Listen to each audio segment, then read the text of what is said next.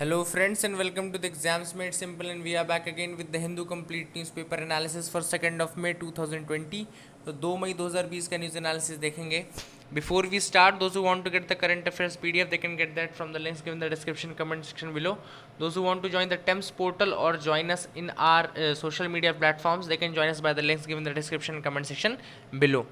Let's start with the questions first, जिनके answers आपको करने हैं. पहला क्वेश्चन है consider the following statements.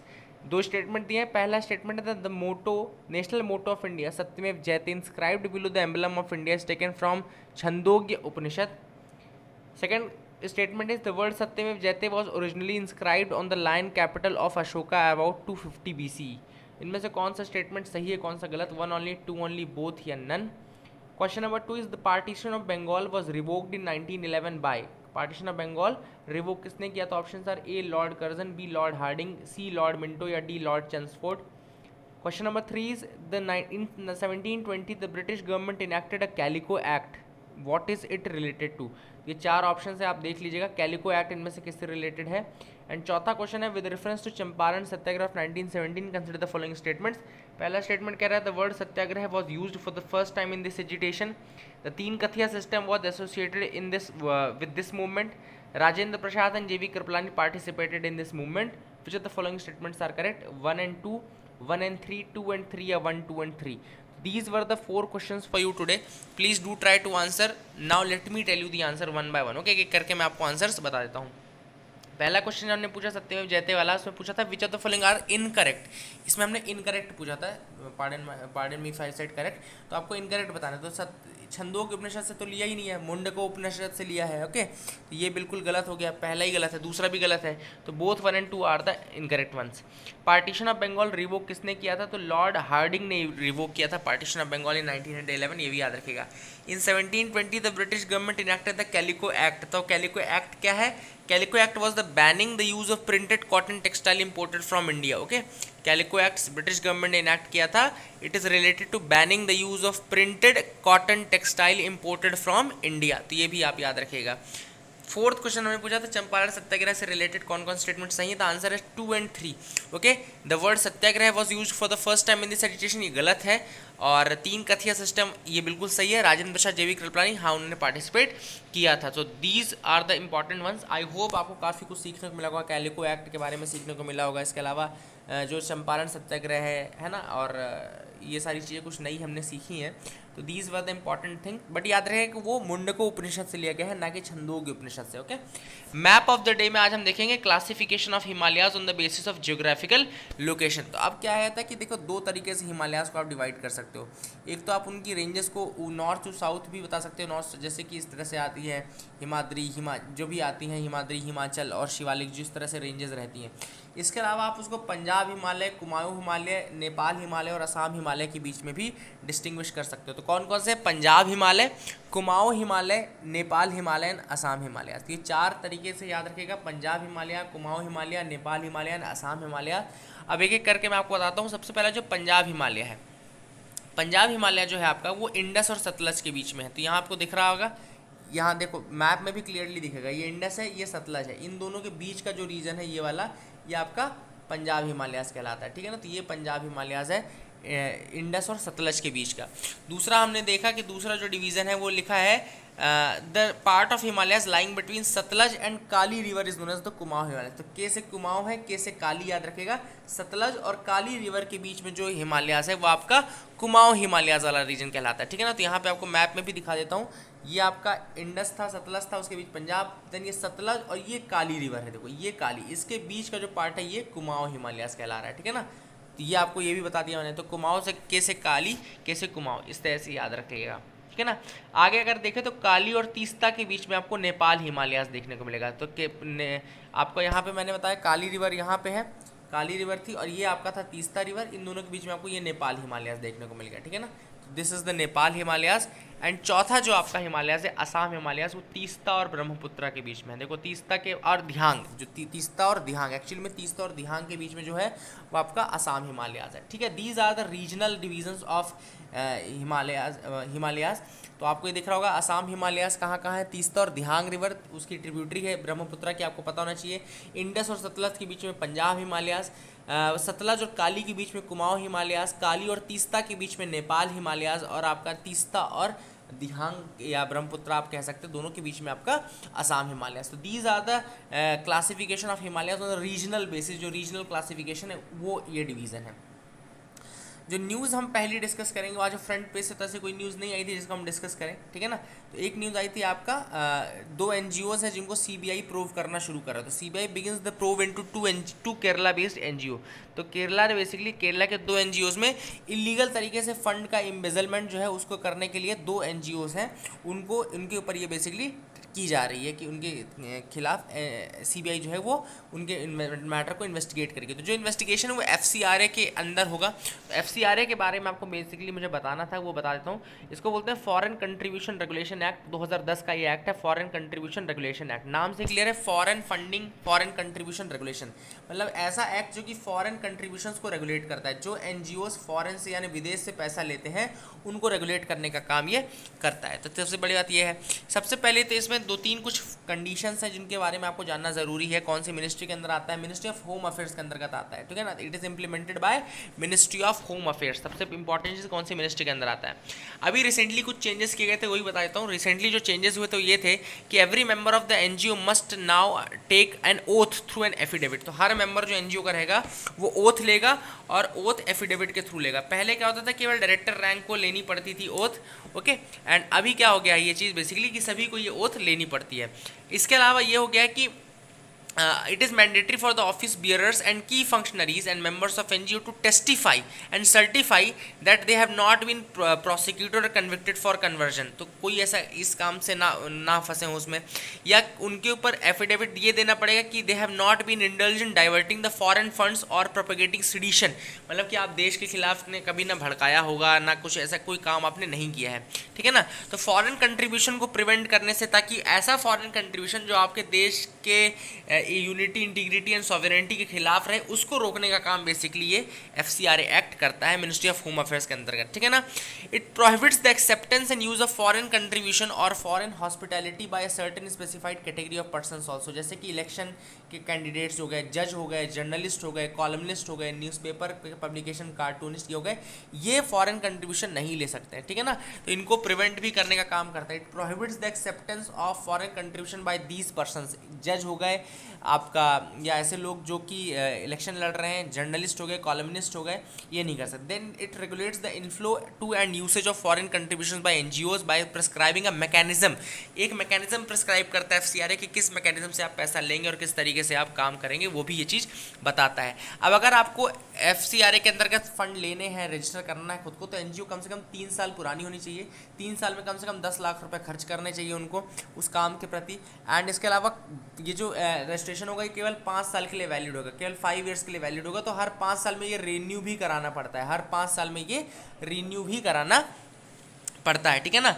Then इसके अलावा कुछ एक जो दूसरी न्यूज़ थी वो लोकेशन बेस्ड न्यूज़ थी, और ये न्यूज़ है बैनरघट्टा बायोलॉजिकल पार्क की। तो अगर आपसे कोई पूछे कि बैनरघट्टा बायोलॉजिकल पार्क कहाँ पर है, तो वो केरला में लोकेटेड है, ठीक है ना। तो बैनरघट्टा बायोलॉजिकल पार्क जो है वो कर्नाटका में लोकेटेड है, बेंगलुरु में है टू बी प्रिसाइज। तो ये भी आप इसको याद रख सकते हैं, ठीक है। This was another important news which was there. आगे हम थोड़ा आपको बता देते हैं, एडिटोरियल सेक्शन में आते हैं। एडिटोरियल में जो सबसे इंपॉर्टेंट एडिटोरियल था, लीड एडिटोरियल था, it's about food nutrition and livelihood security, okay. तो it's about food nutrition and livelihood security. इसके बारे में कुछ चीज़ें हम देखेंगे एक एक करके। सबसे पहली बात तो इसकी जो सेंट्रल थीम है वो ये है कि farmers cooperation, technological upgrading and favourable public policies can help India to deal with this pandemic.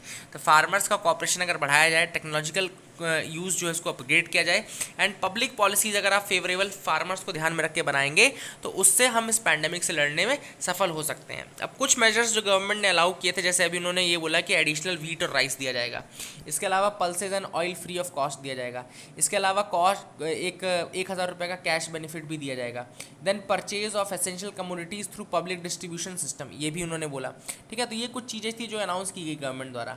But we need to understand different dimensions of food security. तो यहाँ ऑथर ने सबसे पहली बात, ये MS स्वामीनाथन द्वारा लिखा गया बहुत प्यारा आर्टिकल है, इसमें कुछ डायमेंशंस है जो कि फूड सिक्योरिटी के डायमेंशंस हैं, उनको डिस्कस किया गया है। जो सबसे पहला डायमेंशन है फूड सिक्योरिटी का, वो है food in the market. Okay, ये फंक्शन ऑफ प्रोडक्शन, मतलब फूड प्रोडक्शन कितना हो रहा है, फूड मार्केट में कितना अवेलेबल है।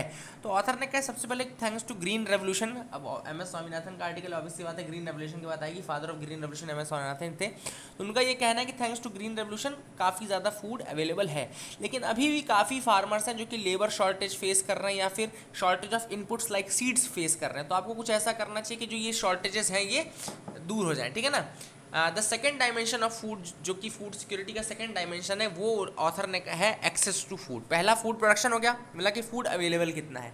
दूसरा एक्सेस टू फूड, मतलब कि फूड अवेलेबल है तो ठीक है, मार्केट में तो अवेलेबल है, लेकिन लोगों तक कितना ज़्यादा पहुंच पा रहा है, ये परचेजिंग पावर पर डिपेंड करता है। ठीक है ना। तो अगर आप फार्मर हो तब तो आप ठीक है ग्रो कर रहे हो, लेकिन अगर आप फार्मर नहीं तो आपको खरीदना पड़ेगा ना।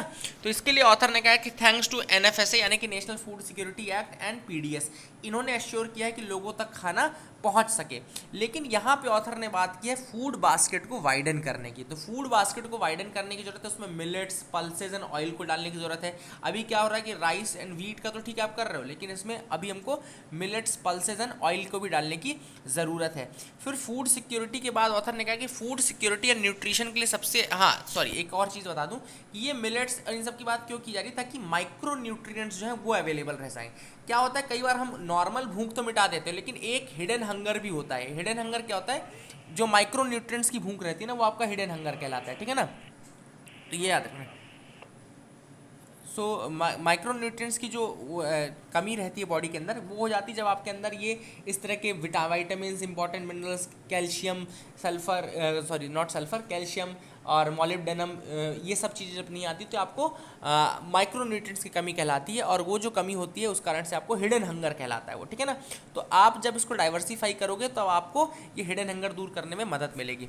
अब ऑथर ने यहाँ पे क्या कहा है कि food security and access to nutrition, good quality food is also contingent in on job security. अब जॉब सिक्योरिटी अगर रहेगी तो ही आप nutritious food, good quality food ले सकते हो। कैसे, अगर जॉब सिक्योरिटी थ्रेटन्ड हो जाए तो फूड एंड न्यूट्रिशन सिक्योरिटी भी आपकी थ्रेटन्ड रहती है। इसलिए ऑथर का कहना है कि ये मेक श्योर करो कि कोई व्यक्ति जॉब लूज ना करे, बल्कि और जॉब क्रिएट करने की जरूरत है। अब जॉब क्रिएट कैसे होगी, तो ऑथर ने यहाँ पे सबसे पहली बात बोली कि मनरेगा की अगर आप डेफिनेशन देखें तो मनरेगा कहता है कि ये अनस्किल्ड लेबर के लिए है, अनस्किल्ड लेबर के लिए, agricultural related unskilled manual work. तो ऑथर ने कहा है कि यहाँ पे आपको कोविड-19 को देखते हुए और देश में जो अनएम्प्लॉयमेंट की क्राइसिस उसको देखते हुए आप ये कह सकते हैं कि मनरेगा की डेफिनेशन को वाइडन करने की ज़रूरत है, ताकि वो स्किल्ड वर्क को भी इंक्लूड करे और फार्मिंग और नॉन फार्मिंग दोनों तरह की एक्टिविटीज़ को इंक्लूड करे। ठीक है ना। जो तीसरा डायमेंशन है फूड सिक्योरिटी का, वो है absorption of food. Absorption of food यानी कि उसका यूटिलाइजेशन। अब ये डिपेंड करता है कि पब्लिक हेल्थ कैसी है, पब्लिक हेल्थ सर्विसेज कहते हैं, सैनिटेशन कैसा है, ड्रिंकिंग वाटर फैसिलिटी कैसी है। तो ऑथर ने कहा है कि ये सारे डायमेंशंस आपको देखने चाहिए, absorption of food, access to food, कितनी अवेलेबिलिटी है फूड की, ये सारे डायमेंशंस आप देखोगे तभी आप आप जो फूड की क्राइसिस है, न्यूट्रिशनल क्राइसिस है, इन सबको दूर कर सकते हो। तो अगर आप फूड अवेलेबिलिटी मेंटेन कर सकते हो, उसके बाद फूड की एक्सेस लोगों तक पहुंचा सकते हो, उसके बाद फूड का एब्जॉर्प्शन अगर आप सही से देख सकते हो, तो आप जो है बेसिकली इंडिया में एक robust food and nutritional security arrangement बना सकते हो। तो these were the things discussed in this article. I hope you got clarity regarding this lead article at least, है ना। अगला जो आर्टिकल हम डिस्कस करने जा रहे हैं वो है Taiwan's corona virus protocol shows how is it done. तो ये जो आर्टिकल है बेसिकली इसमें ताइवान की स्ट्रेटजी और ताइवान ने किस तरीके से कोरोना वायरस का जो क्राइसिस था उसको कम किया उसके बारे में हम जानेंगे। तो एक एक करके मैं आपको इसके पॉइंट्स बता देता हूँ। तो पॉइंट्स आपको एक एक करके बता देते हैं, देखते हैं। Let me open that article first. ये बाकी चीज़ें हमने डिस्कस कर ली हैं। Okay, this article was discussed. Now let's come to the second article. Taiwan's corona virus protocol shows how is it done.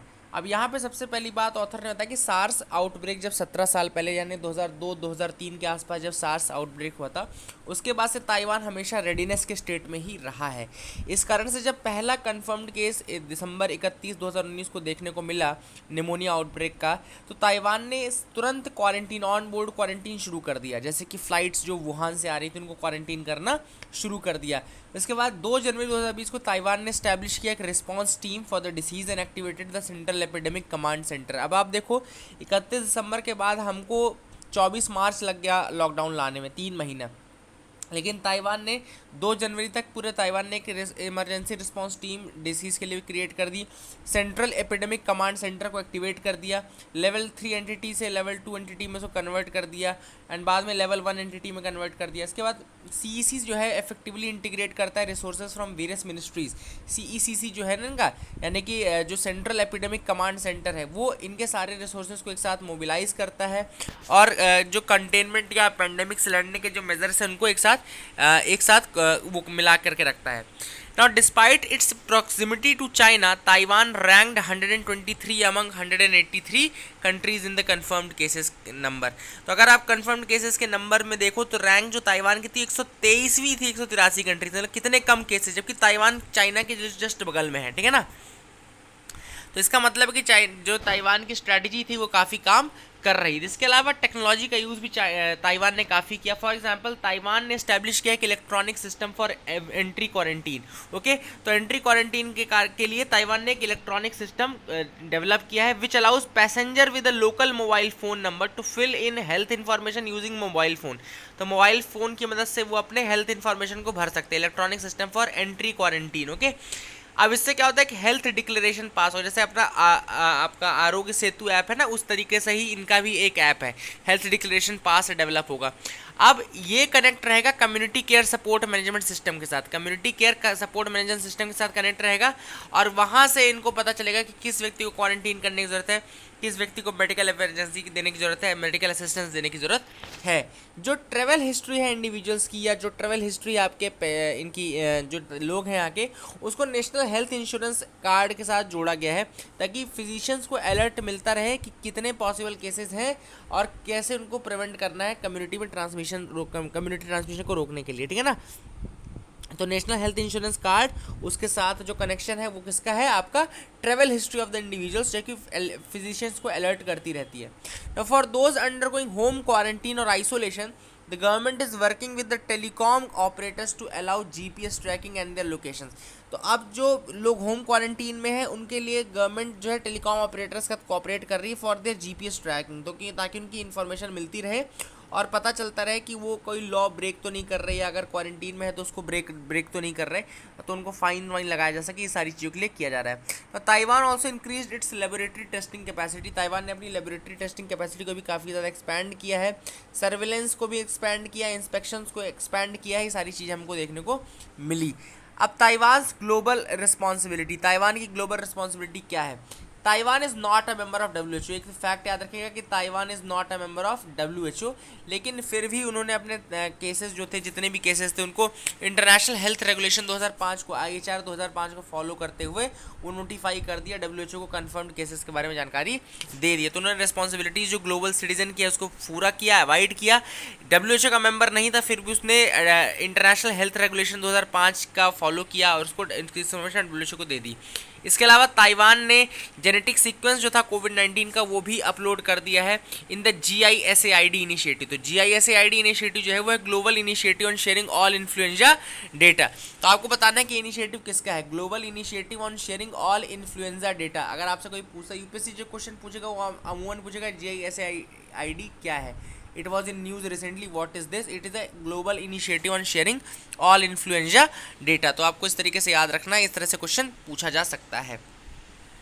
अगली जो न्यूज़ है वो एक करके देखते हैं। यहाँ के बाद जो न्यूज़ है वो ओमिनस कॉन्ट्रैक्शन, ये बेसिकली उसके ऊपर था कि किस तरीके से हमने देखा कि IIP का डेटा में जो 8 कोर इंडस्ट्रीज थी उनका डेटा हमने देखा और सबके जो ग्रोथ थी बहुत ज़्यादा घट गई है ना। 8 साल में सबसे ज़्यादा स्टीपेस्ट फॉल था 7 कोर इंडस्ट्रीज जो हैं उनमें से सबका डिक्रीज हुआ है। एक केवल कोल इंडस्ट्री ऐसी है जिसमें कि कोल है, जिसका कि थोड़ा ग्रोथ देखने को मिला है। तो 7 में आपको डिक्रीज, लेकिन एक कोल में आपको इंक्रीज देखने को मिला है। उसी तरीके से यहाँ पे इसी आर्टिकल में ऑयल कंपनीज का भी काफ़ी ज़्यादा बताया गया कि ऑयल कंपनीज जो है वो काफ़ी ज़्यादा परेशान है। इस कारण से हमारा जो ऑयल सेक्टर है वो भी उसका भी कॉन्ट्रैक्शन देखने को मिला है। तो उसको जल्द से जल्द गवर्नमेंट को दूर करना पड़ेगा ताकि जो ग्रोथ है इस कंट्री की वो सही तरीके से की जा सके, ठीक है ना। तो ये आर्टिकल हमने डिस्कस कर लिया। These were the things in these 3 articles. आगे मूव करते हैं, देखते हैं क्या इंपॉर्टेंट न्यूज़ आइटम्स हैं। यहाँ पे environment ministry gives nod for the new parliament project. तो आपको दिखा देता हूँ, कुछ इस तरीके का लेआउट ग्रिड रहेगा।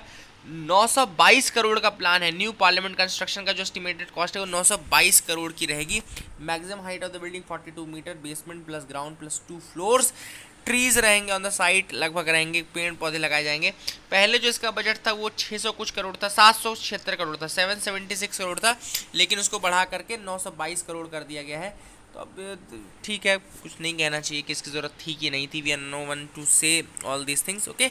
बट ऐसा सुनने में आ रहा है कि अब ये प्रोजेक्ट इसको इन्वायरमेंटल क्लियरेंस भी दे दिया गया है। तो आप देख सकते हैं कि इन्वायरमेंटल जो एक्सपर्ट अप्रेजल कमेटी थी, environment ministries expert appraisal committee, EAC कहते हैं, एक्सपर्ट अप्रेजल कमेटी ने सेंट्रल के प्रपोजल को हरी झंडी दिखा दी, यानी कि ग्रीन नॉट दिखा दी है। तो ये अब इसका अप्रूवल दे जाएगा, है ना। आगे मूव करते हैं। Economist call for urban job scheme. अब इकोनॉमिस्ट ने कहा है कि जिस तरीके से आपके मनरेगा स्कीम यानी कि रूरल जॉब स्कीम है, उसी की तर्ज पे आपको एक अर्बन जॉब स्कीम लानी चाहिए। इसको आपको मैं क्यों बता रहा हूँ कि GS3 में जब आप आंसर राइटिंग करेंगे तो GS3 में आंसर राइटिंग के समय आपसे क्वेश्चन पूछा जाएगा कि किस तरीके से जो आपका एम्प्लॉयमेंट के चैलेंजेस को दूर किया जा सकता है। कोई ऐसा क्वेश्चन अगर आता है जिसको एम्प्लॉयमेंट के चैलेंजेस या कोई कुछ भी चीज़ पूछे, उसमें आप ये सोल्यूशन दे सकते हैं, क्योंकि इकोनॉमिस्टों ने दिया है। उन्होंने बेसिकली कहा कि जिस तरीके से आपका मनरेगा स्कीम है, अब मनरेगा जो स्कीम है कैसी स्कीम है, ये रूरल मैनुअल लेबर के लिए अनस्किल्ड वर्क प्रोवाइड करती है ना, मैनुअल लेबर फोर्स के लिए, रूरल लेबर फोर्स के लिए।